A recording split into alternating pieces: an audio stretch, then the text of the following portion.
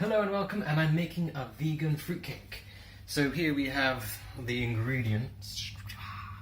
I have just mixed 1 tablespoon of molasses. I have this one here, organic blackstrap, with 1 pint of rice milk, and I've weighed out 700 grams of mixed fruit, and I've added cherries, and I'm also going to add these mixed nuts just for an extra crunch. So in total will be 900 of the dried fruit and nuts. That's where I'm at. Oh yeah, I've just weighed out 200 milliliters or 7 fluid ounces of sunflower oil. The oven is preheated at 150 Celsius, and I have lined and greased on the the 9-inch cake tin. Next, I'm going to weigh out the 455 grams of self-raising flour. 450. Oh, this is going to be a big cake. This is going to be a really big cake. And next is the 55 grams, or 2 ounces, 55 grams of ground almonds. So what I've done is I've divided the liquids and the dryness. I'm going to slowly mix the two together so it makes a nice paste, a nice batter.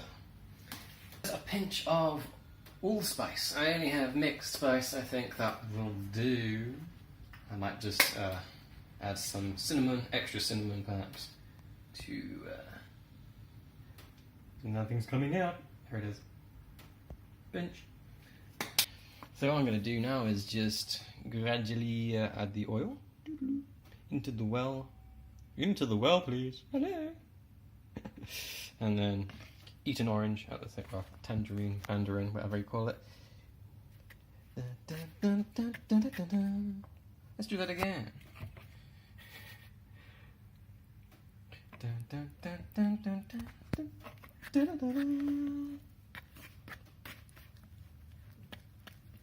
I think I should be doing this a bit like my machine hands. Just mixing up. Probably doing it all wrong, but it'll all come right in the end. Yeah. So let's bring out the milk and molasses mixed together. Should I start adding that? A little bit. Oh, gosh.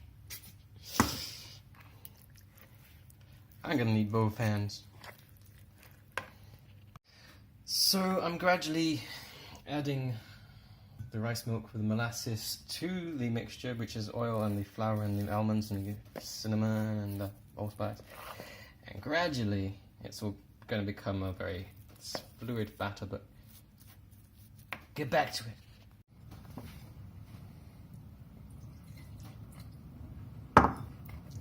So it's coming together. I think it's the self-raising flour. Ooh. That's making it so thick. Obviously the raising agent.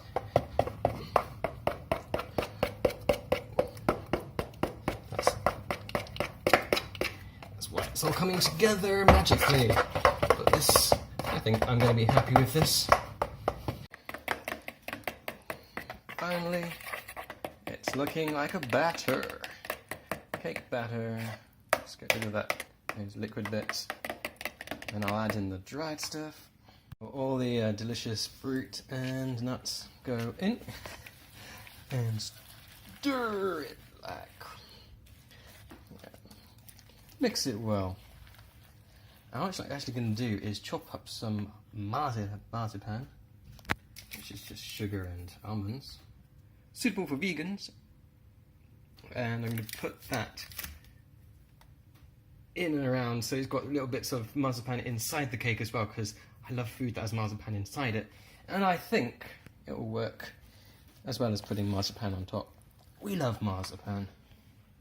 In with the batter into the lined baking tin, and might be a little bit risky of me to put in marzipan in a recipe that I've never tried before. But I'm a risk taker, and I believe it will work. Belief. It smells amazing. Smells like molasses. Molasses, amazing!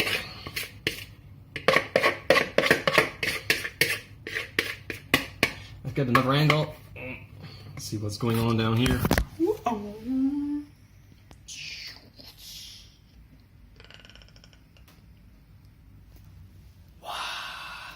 In it goes. Here, for the fun of it, the marzipan. I'm just going to put in like there. Oh, ha! Maybe I should cut it in half first. So let's put it in a kind of circle. Bloop. And bloop. There. Blop. Kind of sound effects. Blop. So, even if you don't like marzipan, it's like tough luck. Anyway. Here it goes. Maybe some in the middle. Another circle. I did loads. Okay.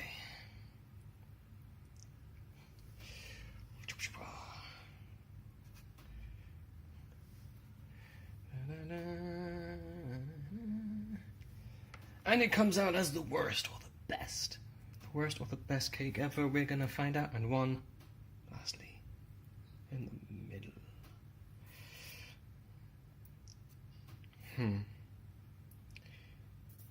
Then, oven time.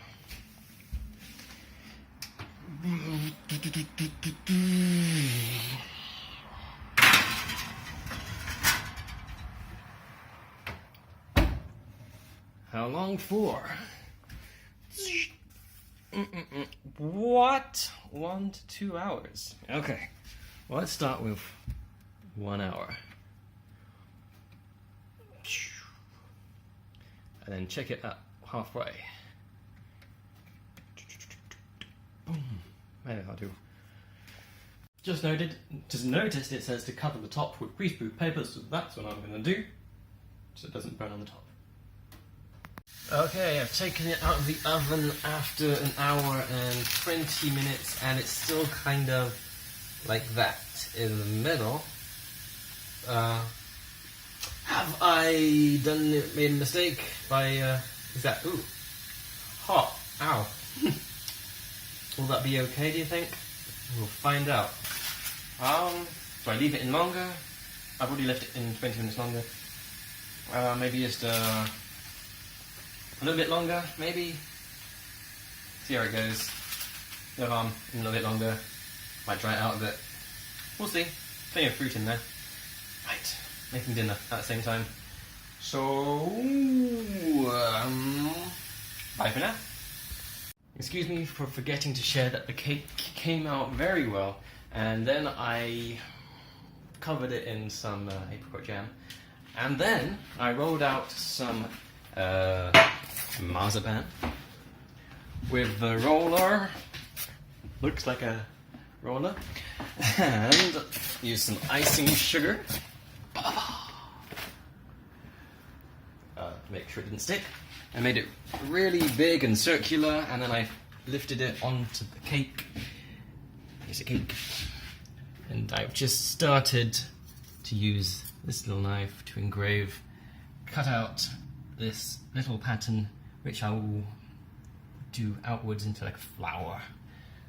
I'll show you once I'm done.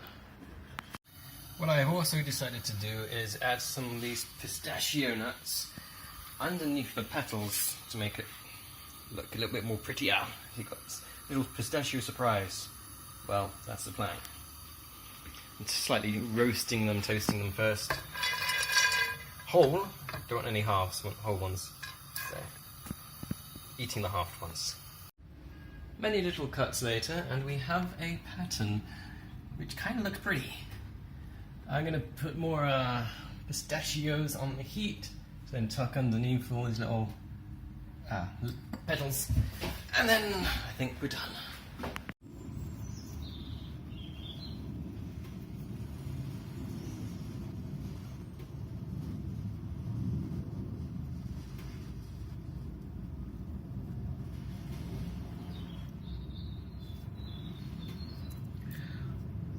Yeah, there it goes. Squeeze the tips of the petals so they're nice and pointed. Move along to the next. Get a pistachio. Oink. Put it inside. Lovely. And so it is complete and ready to eat.